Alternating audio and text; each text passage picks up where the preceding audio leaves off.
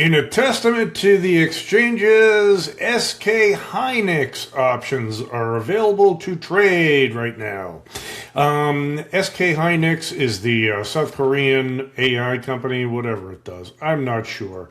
But it has become the new hotness in the market right now, kind of nudging out SpaceX, which was the stock of the moment when it came out with this IPO. SK Hynix's IPO started last Friday, I believe, and as of today, Tuesday, July 14th, they launched options, and that is both for SpaceX and SK Hynix. That is really fast option introduction, or when the exchanges actually offer them to be trading. That is awesome speed, and that's the way everything should be opened up. So anyway, let's take a look at SK Hynix itself and its options. It's volatile. I mean, looking at a chart, it's been trading for what, 2 days, 3 days? Let's let the symbols pop up here. This is SKHY. Yeah, it's trading 3 days. This is a nice bar chart. I'm not sure what it's supposed to tell you, but it had a massive sell-off when they launched the stock, kind of like SpaceX. Well, SpaceX didn't drop quite that much, and then they rallied up. Interestingly, the stock's rallying up on the day that they listed options. SpaceX wasn't quite so lucky. A lot of folks used, I think, the options on SpaceX to get short the stock because they couldn't borrow it. Not sure what's going on with SKHY, but that's something certainly to keep in mind. One thing I want you to take a look at, though, is, first of all, opening up these options. This is all volume today. There's no, let's find open interest. I just want to prove the point to you. There's zero open interest. Why? Because they just started trading options today. The options just started trading today. And if you bought or sold something and created an open position that would be indicated by open interest, that happens overnight. In other words, everything is settled up overnight. So we won't see today's trading activity show up in open interest until tomorrow. So open interest is zero for all this stuff. But if you look at volume, and it's very easy to change the columns here. Volume is huge. Let me zoom in a bit so you can see these numbers. 6,000 contracts traded with the 140 puts. 8,000 of the 150 puts. Let's see on the call side. 9,000 traded of the 180 calls. So there's a lot of activity. Let's go out. This is the 3 days. Let's go up to 38 days. Again, a little lighter in the volume, but still pretty respectable for a brand new stock. The stock itself is 3 days old. The options are brand new. These markets are a little wide out here in the August. Let's take a look in the Julys. 15 cents wide, 10 cents wide, 10 cents wide, 5 cents wide. That's great. Why is that great? First of all, it's $184 stock.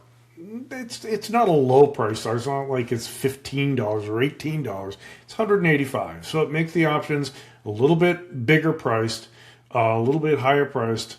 And anytime you get more risk, the markets tend to be the bid-ask spreads tend to be a little bit wider. The volatility is 160%. Now, when SpaceX options came out, their 3-day volatility was over 200%. So maybe the markets learned its lesson and said, maybe, SpaceX really turned out to be not quite as volatile as it was, because right now SpaceX, short-term volatility, SPCX, that's SpaceX? Yeah, SpaceX volatility 3 days is 84%.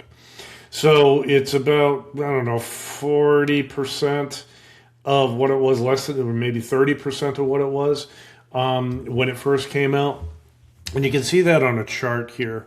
If you look at SpaceX, here we go. And this line here, again, SpaceX hasn't been trading very long either, but it sold off pretty quickly after they introduced the options. SpaceX has been getting hammered. This is the chart of the implied volatility, the overall volatility. It was higher when it came out, when they introduced this stuff, and it's been drifting down ever since. So if you see SK Hynix, did I get that right? SKHY. It's going to take me a little practice to get the symbol right. There's no volatility number yet because today is the first day of options trading, and that volatility number, that volatility chart, comes from the options. If I were going to trade SK Hynix, I would stick with the 3 days. Why? Because the markets are tight. That's it. There's lots of trading activity in there today. What's the skew pointed towards? The stock is 184. Close enough to 185 for this purpose. So let's go down 10 points. 85 to the 175. The ask price is 590 on those puts. Up 10 points to the 95s is $6. So they're leaning a little bit towards the upside for SK Hynix. If you are going to trade this, I would strongly suggest defined risk trades. If I go in here, let's just put an order, create an order. If I were going to sell these 160 puts, $15,790 of buying power requirement. That's basically it's the cash value of that strike price. Okay, so these are, even though this is a margin account, they're treating these options as if they're cash secured. Okay, so the exchanges and the brokerage firms aren't giving you any credit for, the standard sort of margin requirement. So because the margin requirements are so high, and because the max profit, even though it's $200 versus $16,000 of capital requirement, isn't a good return on capital. I would verticalize this. Is that a word? Well, I'm making it up now. I would verticalize it by buying a 155 put against it. Create a short put vertical, short put spread, taking $63. And again, the buying power effect is the max risk of that trade, which is 5 points, $500 minus $60 here right now is the credit, which is going to be $440. So much smaller numbers, much more manageable capital requirements. And yeah, I've seen some pretty big moves against me in SpaceX. I would expect to see some pretty big moves again in SK Hynix, or as I call it, just Sky, or whatever you want to say. So Sky, you're going to see some pretty big moves in this stock. Use defined risk trades and don't trade too big. And expect, I would not buy options in here. Don't say, well, gee, I think it's going to rally, so I'm going to buy these 215 calls. I would not do that. Why? Because if this number comes down, if this goes out to 122 volatility in August, 112 volatility in September, if that stuff comes down to SpaceX volatility, even just a little bit higher, if it goes to like 90 or 100 volatility compared to 80% SpaceX, they're going to take the premium down in these options. You got to be careful of that. That's why I would suggest, if you were going to trade this thing, if you're bullish, if you're bearish, sell a call vertical, the 200, 205 maybe. Again, takes in $1.05 versus $395 of buying power. Same thing on the put side. If you're bullish, sell a put spread. If you're bearish, sell a call spread.